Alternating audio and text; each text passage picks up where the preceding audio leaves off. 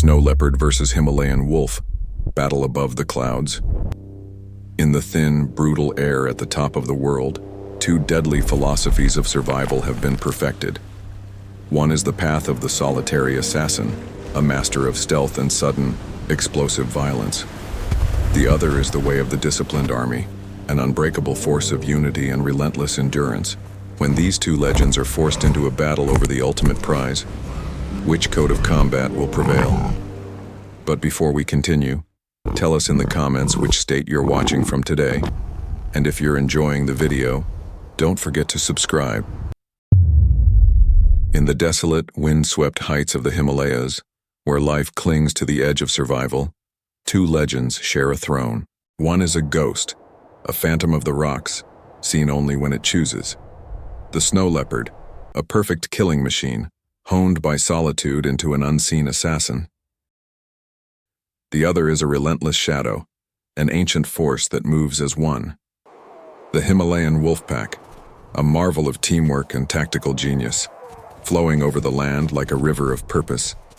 For millennia, they have coexisted, each respecting the other's power from a distance. But in a world where every meal can mean the difference between life and death, what happens when that distance closes? If these two titans were to clash over the ultimate prize, who would be left standing on the roof of the world? To answer this, we must first go beyond speculation and dissect the warriors themselves, analyzing their weapons, their armor, and the very biology that makes them legends. First, the challenger known as the Ghost of the Mountain, the Snow Leopard. Weighing up to 120 pounds, it is not the largest of the big cats, but it is one of the most perfectly engineered. Its stocky body and powerful limbs are built for explosive, gravity-defying assaults, not long-distance chases. Its massive, furred paws act as natural snowshoes, muffling its approach and allowing it to stalk prey in absolute silence. Its primary weapons for engagement are 2-inch, retractable daggers, used to grip treacherous terrain and pin down prey with inescapable force. The killing bite is precise, designed to sever the spinal cord with a respectable 400 psi. But its true weapon isn't pressure, it's the ambush that precedes it. Its armor is twofold: unparalleled agility, allowing it to navigate a vertical world where no wolf can follow, and a spotted coat that offers some of the most effective camouflage in the animal kingdom.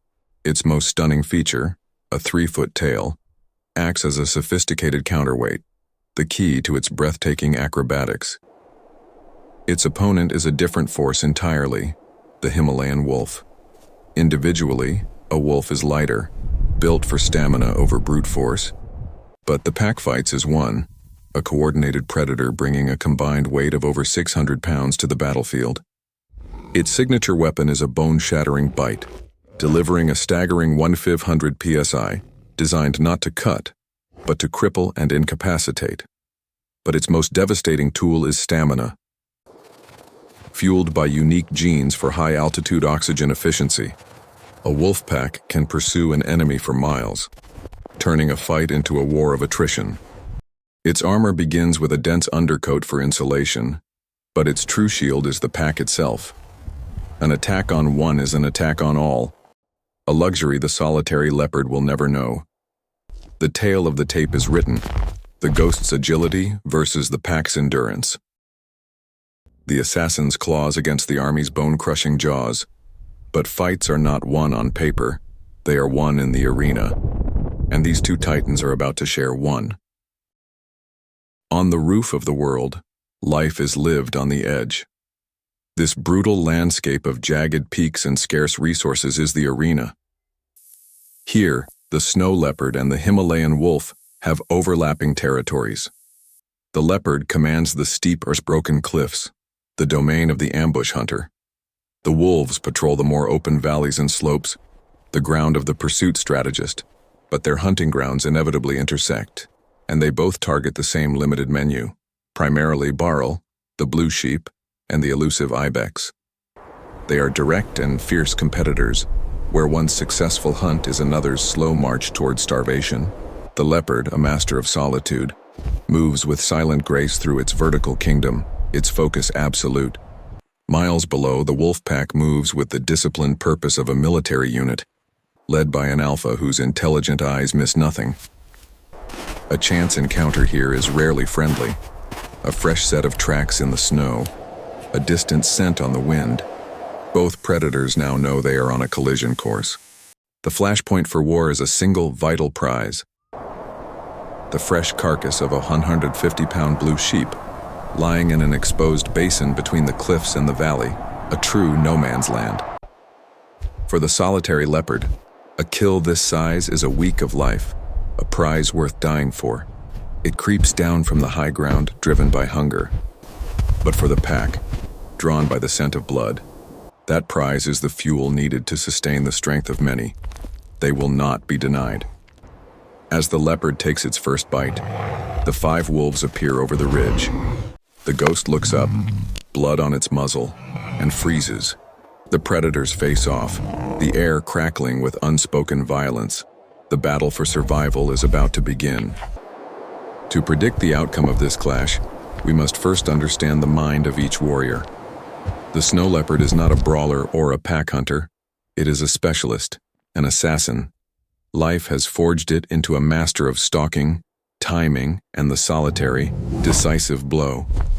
Its strategy is to end the fight before it begins, using the element of surprise and overwhelming force in the first few seconds. Its intelligence is instinctive and profound, a deep, evolved understanding of its terrain and the physics of the hunt. Its secret weapon is its mastery of the third dimension. Using unparalleled agility and its rudder-like tail for mid-air adjustments, it turns the mountain itself into an accomplice. By launching attacks from impossible heights, it makes its ambush devastating and almost inescapable. It is a cunning, calculating problem solver on a solitary level. The Himalayan wolf's profession is entirely different. It is a siege engine, trained not for the swift kill but for relentless pressure, psychological warfare, and the strategic breakdown of its opponent's defenses. It lives within a complex social hierarchy, a family and a military unit in one. They test their prey, probing for weakness with flanking maneuvers and relay attacks that conserve energy and methodically cut off all escape routes. Their true secret weapon isn't their bite, but their brain power. This is collective intelligence, communicated through subtle body language in real time, allowing them to turn a simple hunt into a complex tactical operation. 2 kinds of predator, 2 kinds of mind. The calculating individual problem solver versus the synchronized, strategic collective. In the battle to come, instinct will clash with intelligence. The standoff breaks.